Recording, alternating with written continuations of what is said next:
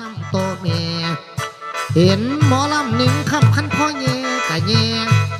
หากพ่อแท่งกะแท่พ่อแกงกะแกงคันพ่อต้มจังต้มขั้นแม่นพ่อโยมกะโยมกะโยมกะโยมย่องถ่ายเรือเงาเอาจนแนบเห็นดาวกลางเด่นจูนพูนจูนพูนกลางเด่นจูนพูนที่ควายตูนโจโกบักโมน้อยกะบ่ปานหรือไม่ให้พ่อได้นาสิบาย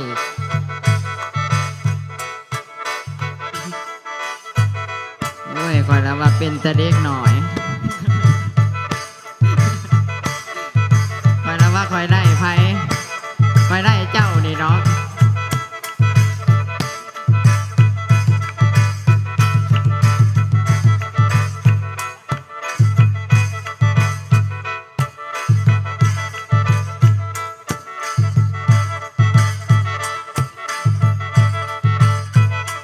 ลากอยู่ดอกหน้าใส่แผบอยู่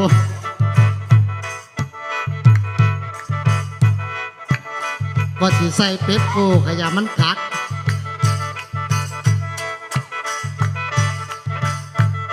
ขั้นสั้นเบาเลยขู่หัวเขาขึ้นโลดใบบ้าโทษก่อนเรื่องเอาผู้มาฟังผู้เป็นเขาอย่าหาบาขาพาเจ้านี่เป็นเถ่าหัวงูให้คอยบังคอยดูยันไกลเถ่าหัวงูสิเป็นเถ่าหัวเงือกเห็นผู้สาวสำน้อยคอยคืนนำล่าอยู่เอือกบาดเห็นหัวเผือกหัวมันตั้งแต่ผ่านลือสีโยนน้ำปาดน้ำดงเล่ากันยังอยากสันโบมันสิ้นตอนโบมันสิ้นตอนซาสังคอยเพราะแต่เป็นนักลับนักปอดนักเขียนก่อนกาบซอยเห็นสาวน้อยอยากคอยขับโอ้ยบายในมันบ่ตายดอกแห้งสู้เลยค่อยๆก็ได้ดอกเขาบอกให้ไปน้ำในมืออื่นหนึ่งวันสาธุจนมันมีเสียดายแต่สมปองหมอลำคอยตัวดำเข้าเมาเห็นผู้สาวสำน้อยสิเสกมนต์เสน่ห์เก่าตามมนต์เข้ายันมาเสกเป็นมนต์คนคาถาตามตำราไสยศาสตร์สิเสกคาถาพุทธศาสตร์ให้ติดตุยปันตังพุทโธเมอมหากังธรรมโมเมมหากังสังโฆเมมหากังผู้ฟอดเอามืองบหอยปังยาสีให้เขาปล่อยเอามือใบทองหน่อยยาสีให้เขาตีนปอดเอามือไปซุ่นขี้ยาสีให้เขาหอกจงสองหน่อยบักตอกใหญ่เขาหอกโวยวายอมสหายฟัง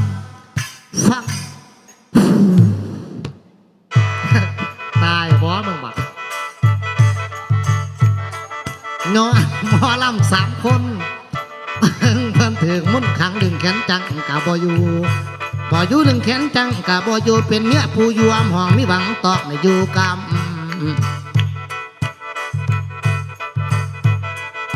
คอยสีปอนสมศิลปินสันน้ำล้ำหับใส่สาวญาติ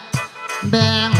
50%แม่นคอยล้ำหับใส่ศาสตร์และหับใส่สังคมยัง50%จงไปผ่อนมาอมบายหมอลำหนุ่มลำบายหมอลำหนุ่มบาดหมอลำแม่ยิ่งเนื้อกาสีอมสุ่มเป็นตาตุ่มอุ่นหนาวยังเป็นสาวกะสวยลำคือหมอลำดุนอ่อนคอยเสียดายหลายดีบาดหมอลำสมปองเกิดก่อนกับสีเทาซุ้มเจ้าจึงใหญ่มาย้อนมีวาสนาบนมาพลาหอดได้ขี่รถมาจอดอยู่บอนเดียวกันอันนี้หมายความบาเจ้าขับไปแล้วความงั้นแม่นสำหรับในมือนี้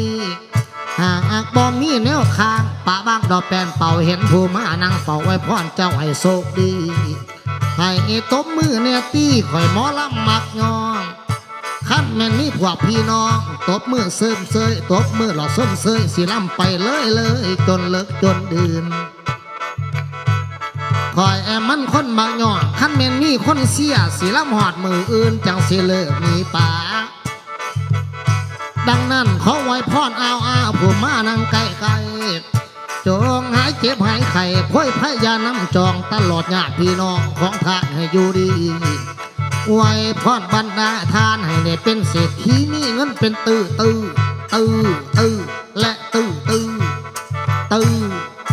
แต่ละวันละมือขอให้หลับให้รวยขอให้ทานถือไว้6 โตคู่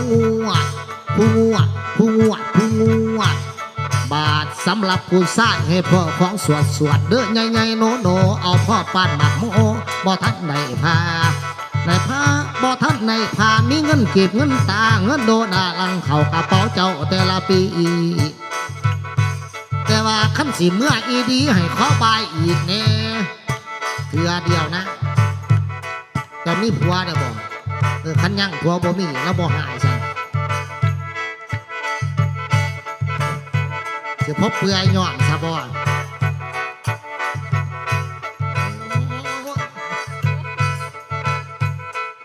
เบิ่งสาวพิมพ์มาสอนขั้นสิเมื่ออีดีให้ขอบายอีกแน่มีแล้วบอกผู้แวนอยู่เฮือนดูซ่านเบิ่งห้อยยิ้มกะบานน้ำตันกะบ่ทอบ่ทอน้ำตันกะบ่ทอจังแม่นจบกะดอจังแม่นงามกะดอจะกินข้าวใบอีสังเบิ่งแล้วเป็นตาหังตาสั่งแก้มแดงองตรงเบิ่งหมอลำนิ่งคำเบิดโตสะอ่อนผาดโอ้ยเตาสอนจังแม่นจบแม่นงามแก้มแดงองตรงเหลียวเบิ่งขิวกะปงข่อยว่าแต่วงเดือนเบิ่งคักจะแม่นเหมือนนี่กับเมียเก่าข่อยคือเบิดเพียงแอวลงมาโตบ่ใหญ่บ่น้อยเท่าทอพอกันเดี๋ยวเบิ่งสิ้นสองสันเป็นตะขันสมหอขันสันนางสิเอาหยังบ่นี่ข้าแก้วสินดองเนื้อที่หน้าแข้งของเอาคานดองจักลาดพันหน้าท่านอกบ้านเสียอ่านเอาจักคือขันหน้าโน่นน้องผือเสียให้สื่อจักโกดเนื้อที่ปลูกปักกับโพดบ่หรือหมากสาลีคือนอกไหวจำปีเอาน้ำพีจักตือแต่ว่าขั้นข่อยบ่มีเงินสิขายบักคือดีแต่ว่าขั้นอายบ่มีเงินสิขายบักคือดีราคาตื้อพันข้ามเอาไปหมั่นคนงามจำน้องใบก่อนแก้มเขาห้ามปอนรอนแก้มอ่อนคือดารางามคืออมิตตาเมื่อตาภาพผู้เฒ่าในนิทานพระเดชเจ้าว่าผู้เฒ่าเดียเมียงามก็อยากเห็ดคือภาพมันสีใดดีบ่ใจมันจักความน้อยนักไปเลยสิจักความคือนักหน่อยขันสันเจ้าสีเอากับพอหรือเอากับลูกชายแต่ว่าขันเอากับลูกชายสีบ้างนโยบายจะว่าลูกไผ่ขันเอากับพอมันผู้มื่นตาบ่ใหญ่เสื่อนอมิตตาอิตาภามาหน้าสีใบขาวอ่อนใบขาวอ่อนบัดงามเขาบ่อนอให้เจ้าแก่เครื่องก่อนคอยสิแก่น้ำหลังจังคอยจีมบักหอยปังนำนังให้มัดมนนำนังให้มัดมนแก้มจุนบนสุดบันทายศิลาใหญ่สังนี้คนดีสีขอลาก่อนแล้วคนดีสีขอลาก่อนแล้วบ่เห็นบอลแป้วน้องกะยะเสียใจเข้าใกล้แต่บ่ได้ลักของเข้าใกล้แต่บ่ได้ลักของบ่ได้มาปอกไว้บายน้องอานงเจ้าจงนี่โทษอภัยเจ้าจงนี่โทษอภัยพิยับเข้าไปขั้นบายแก้หน่อยเดียวล้ำเกี่ยวผู้เป็นเกี่ยวกายล้ำเกี่ยวผู้เป็นเกี่ยวกายสิได้พี่เฒ่าบ่สมเจ้านุ่มขาน้องขอต่อยต้องกะต่อยน้อยเดียวขอต่อยต้องกะต่อยน้อยเดียวอยากเขียวเด้อตาผู้ดาให้ใจหายคนคืออายบ่หมายปองน้องอายคนคืออายบ่หมายปองน้องอายขันผ้าเขาบอกอายผ้าง่ายบ่แต่งผ้าผีบ้ากับบ่สันสีหน้านวลคนวันของจอยบ่เป็นตาต้อยโอ้ยบักแน่น้อยนี่กะตีกองเป็นเนาะจะมันได้พอมันขักโอ้ยขอบใจแล้วนางเด้อสงสัยแม่มันบอกพอจังดี